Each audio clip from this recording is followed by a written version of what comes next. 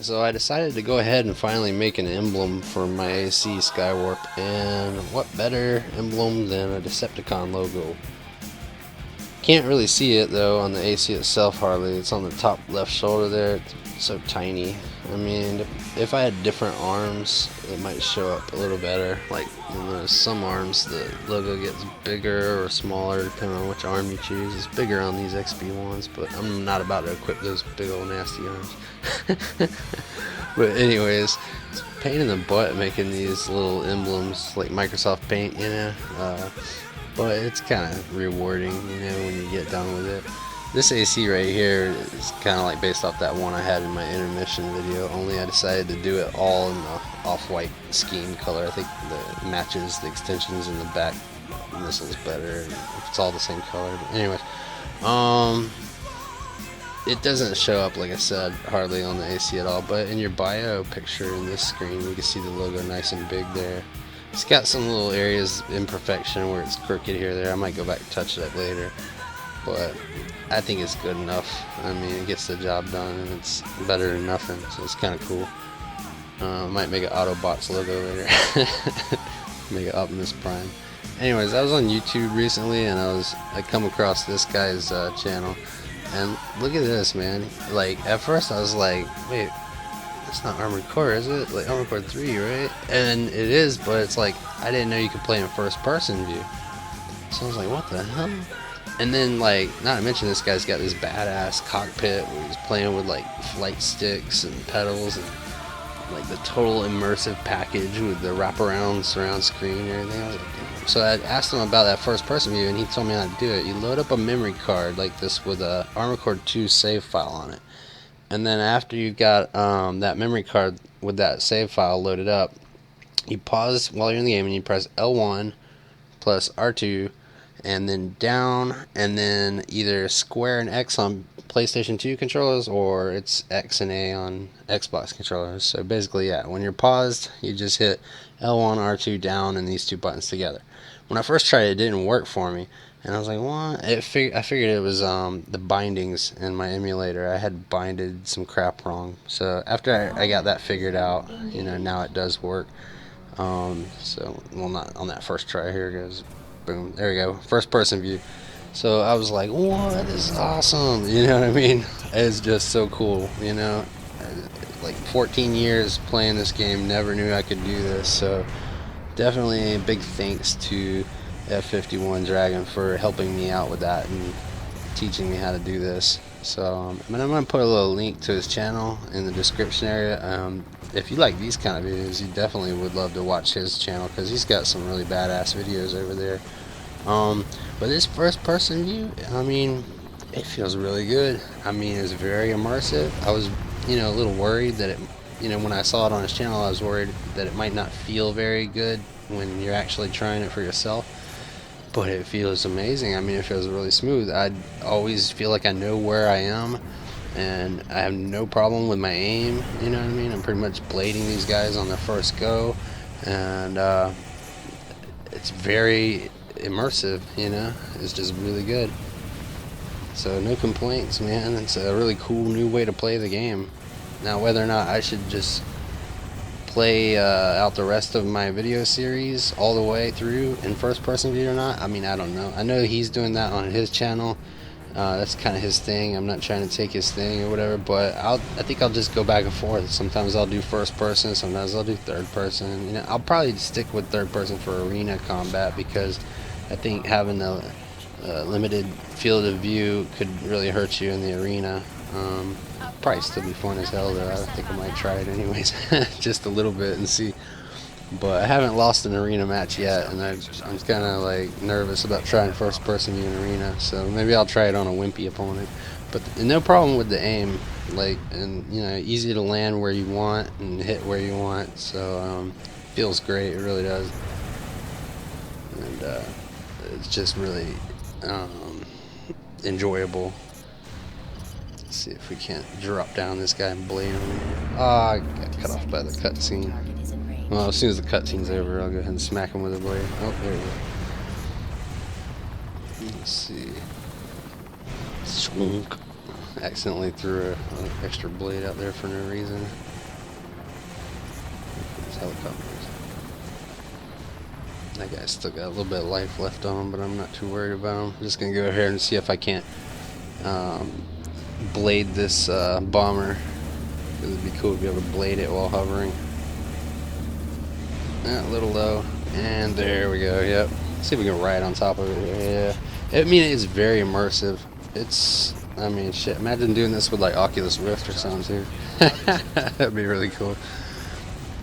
But anyways, yeah, it's crazy that they hid it behind a code like that, like where you know, I wouldn't have even known about it. You have to have the save file for those games. You have to pause and do all this stuff. Like it's like the secret hidden code for such a really cool and interesting, exciting feature of gameplay. You would think that the guys who made the game would want to showcase that, you know, instead of hide it behind a hidden code.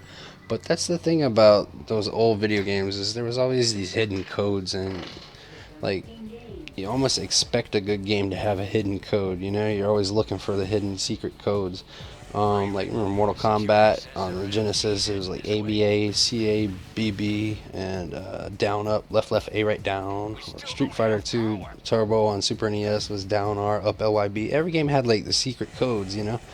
So, but you know, they don't really do that on modern games, I've noticed. Like, you hardly ever play a modern game where you pause and do some little code or input or something. It just doesn't really exist anymore. It's kind of a shame, but it used to be kind of the cool thing to go to the store and pick up the Game Pro or the Electronic Gaming Monthly and search for, like, you know, the hidden secret cheat codes and then go home and try them out, you know. I guess now everything's on the internet, though. You would think I would have actually found out about this feature from the internet. But when you Google first-person view in Ace Combat 3 or any kind of like Ace Combat 3 cheat codes, the only time they talk about first-person view is they say you can see the screen in first-person view while it's paused, but when you unpause, it'll go back to third-person view. And they all say that, like on GameFAQs and IGN, and that's what they say. They don't say that you can play in first-person view.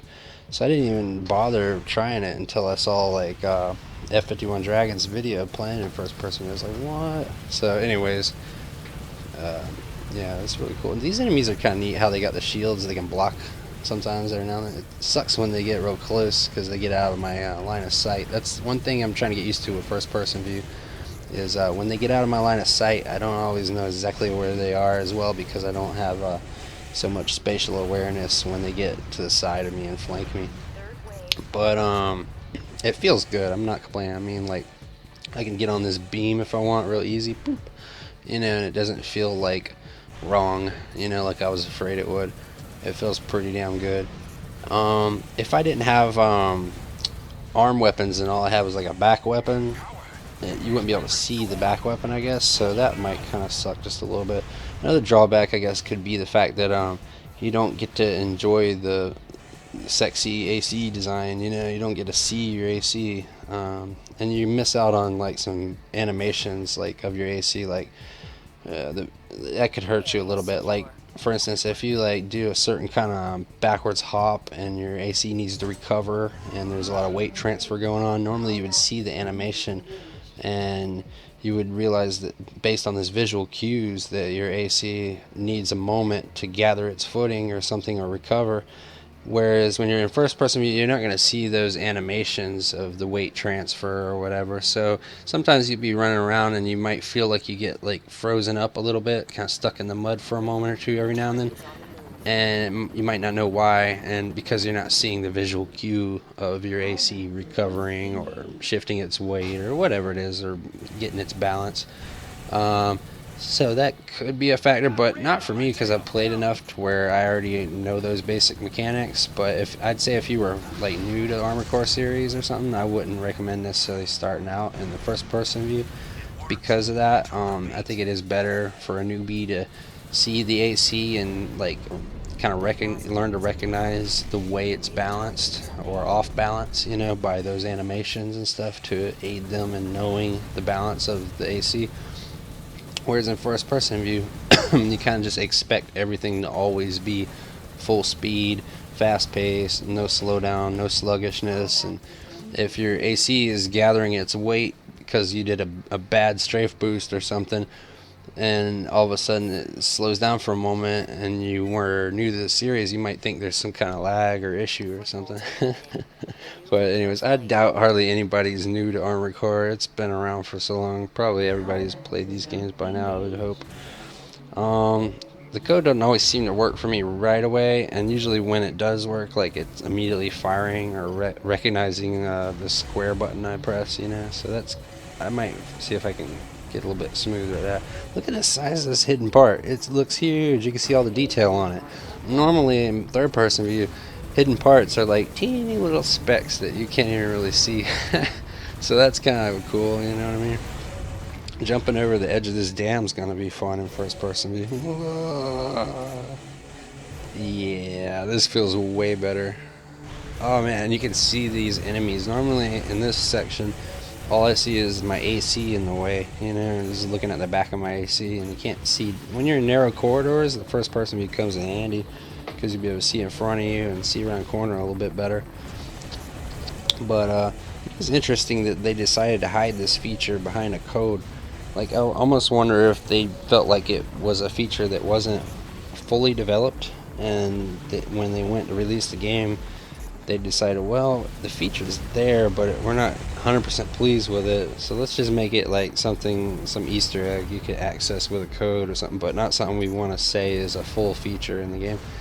Either that, or maybe like they hadn't intended all along for it to be a hidden secret, because one of the requirements is you have to have an Armored Core 2 save file, and I'm almost thinking that they were trying to make some cash by like people needing to go out and buy the Armored Core 2, you know, as an incentive, just to be able to play with this neat little first person view.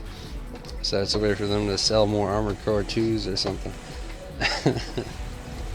But yeah, it's definitely comfortable to use this field of view, and I think it's almost better for like missions, just because of the fact that you get more immersion. And when you're playing like single player campaigns and stuff, you want maximum immersion. Now for arena combat, like I said, I think with that limited field of view, um, it's gonna be a handicap. I mean, not to say that I won't do it, just because it'd be badass and fun to play that way anyways. But I think like I might only just experiment with first person view in the arena combat, but I'm still probably going to stick with the third person view. I haven't lost an arena match yet, and I hope I don't lose any, because I'd like to go through them all without a loss. But although in my videos in this series, sometimes you'll see cuts, like it'll fade, you know, in and out, or look like little transition cuts and stuff, but it is all one playthrough. It's just the videos can be really long, you know, if I don't find ways to cut them down just a little bit. So if you ever see like little transitions and cuts, it's me cutting out loading screens or something, and or moments where I'm just staring at parts or reading the mail, you know.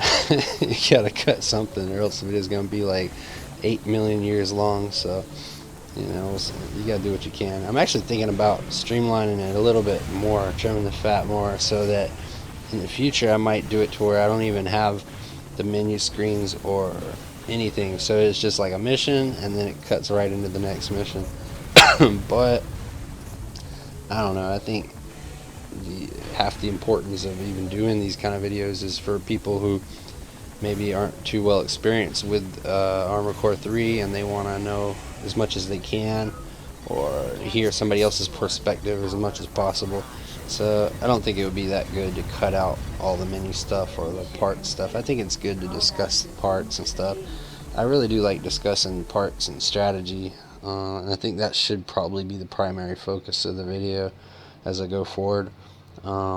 Unfortunately, on my last video, half the audio, half the narration got cut out on accident for some reason, but I did cover a lot of really what I feel are important topics when it comes to strategy. Speaking of strategy, this destroy near bridge, I think it's a good idea to go with a hecto rocket. I'll show you. I'm gonna buy it right here. It's heavy, and I got the light legs, so I'm gonna not be able to carry, unless I change my AC design, I'm not gonna be able to carry all my other weapons at the same time. But I do really feel like I need this hecto rocket for this mission coming up.